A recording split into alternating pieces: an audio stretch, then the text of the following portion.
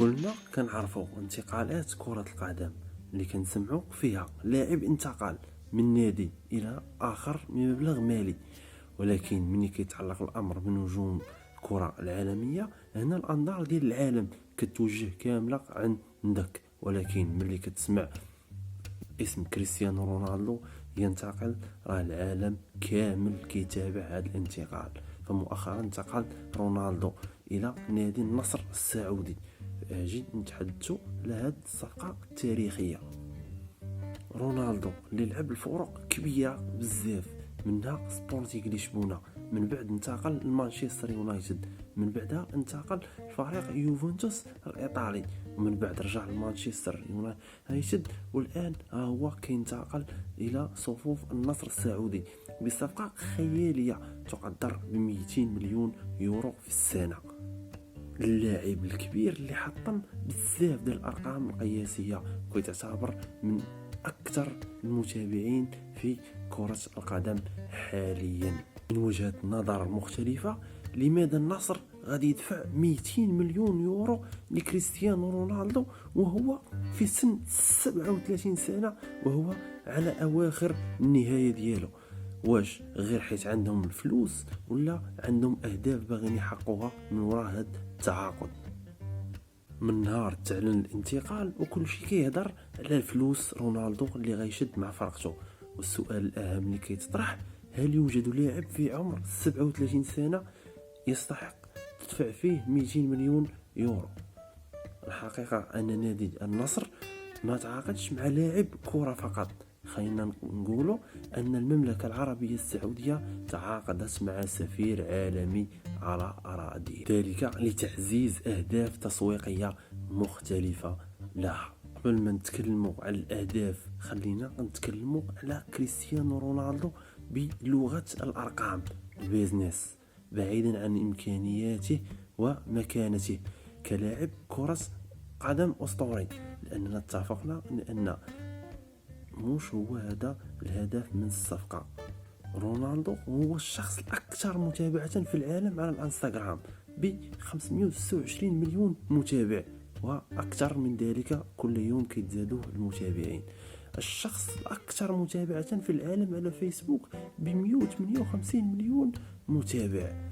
الرياضي الأكثر متابعة على تويتر ب 106 مليون متابع.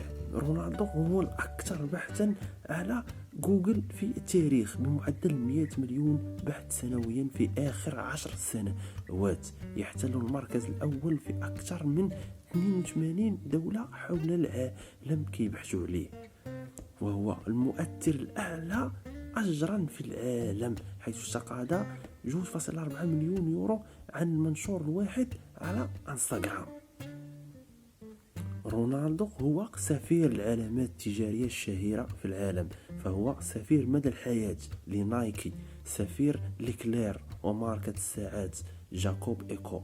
وفقا لتقرير فوربس، فالعائدات اللي جابها رونالدو لنايكي منذ التعاقد معه تساوي 474 مليون دولار. ويمتلك رونالدو علامة تجارية خاصة به اللي سميتها CR7، حيث كتنتج منتجات مختلفة من الملابس والعطور والأحذية والنظارات وغيرها. وفي سنة 2018 لما انتقل رونالدو إلى يوفنتوس، في أول أيام طرح قميص رونالدو مع يوفنتوس الإيطالي، النادي أعلن بيع أقمصته بقيمة 63 مليون يورو في أول يوم فقط. وحتى الآن فريق النصر السعودي منذ إعلان صفقة رونالدو تم بيع جميع الأقمصة ديالو، بل حتى عدد المتابعين ازداد في انستغرام ديال النصر السعودي من 800 ألف إلى 11 مليون متابع لحد الآن، ومازال ما غدا في تصاعد كبير.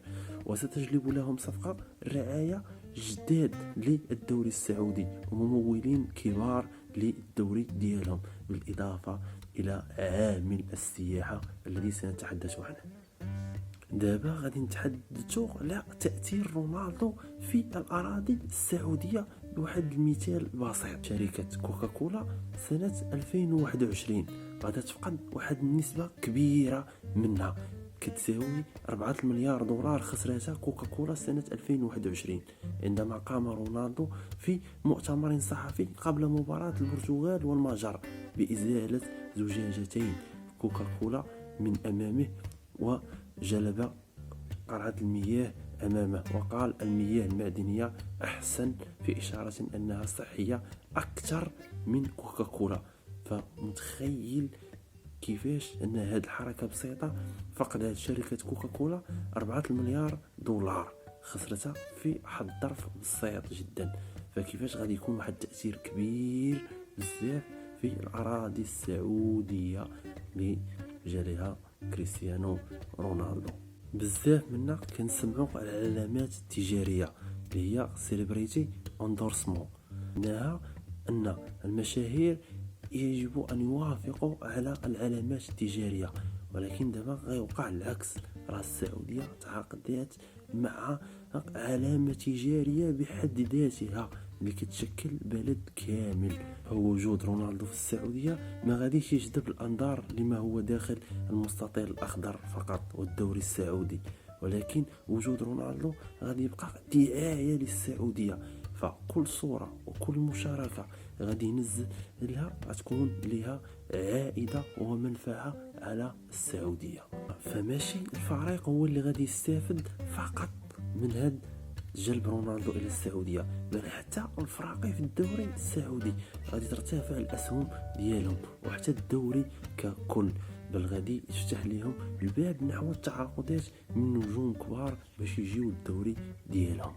حتى المملكه السعوديه اللي اعلنت ان الاهداف ديالها ولا من الهدف ديالها انها توصل الى استقطاب 100 مليون زائر بحلول عام 2030، لكي تكون السعودية من وقتها بين أكثر 5 دول تستقبل السياح على مستوى العالم، واللي به غدا تزيد المساهمة الاقتصادية لقطاع السياحة من 3% من الناتج المحلي الإجمالي إلى 10%.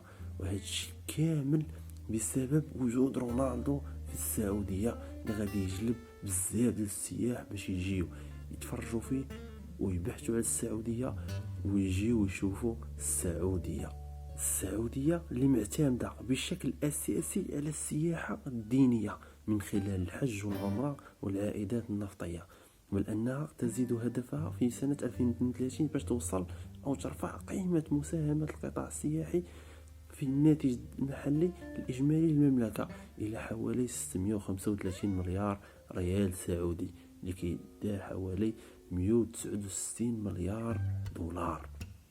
من فترة السعودية وهي بدأت في تطوير المشاريع ومناطق سياحية داخل المملكة كجزء من الخطة السعودية. في 2022 هي البلد العربي الأكثر زيارة ب 18 مليون زائر، ولكن أغلبها سياحة دينية حتى الآن. وكذلك من جانب صفقة رونالدو للسعودية، نية السعودية الترشح لتنظيم كأس العالم 2030 بالمشاركة مع مصر واليونان، اللي غادي يكون رونالدو سفير الملف تاعها. ووجود رونالدو ما هو إلا جزء من خطة كبيرة بدأتها السعودية منذ فترة، واللي غادي يشوف الأرقام ويقراها مزيان يعرف أن 200 مليون دولار اللي مدفوعين في رونالدو ماشي صفقة كرة قدم فقط، بل هادشي اللي قلنا كامل. الحقيقة هو الإعجاز كان في إقناع رونالدو بالمشروع، كيفاش أنه قنعوه بهذا المشروع أنه يجي السعودية. فغادي نشوفوا الايام هي اللي غتثبت اذا كان وجود رونالدو غادي يعكس هادشي كامل اللي باغا ديرو السعوديه. نقدروا نقولوا ان الصفقه نبدلوا لها العنوان ديالها، وانها تكون الصفقه عنوانها الرئيسي كريستيانو رونالدو من اجل 100 مليون زائر سنويا بالسعوديه في 2030 وربح تنظيم كأس العالم 2030 للسعودية.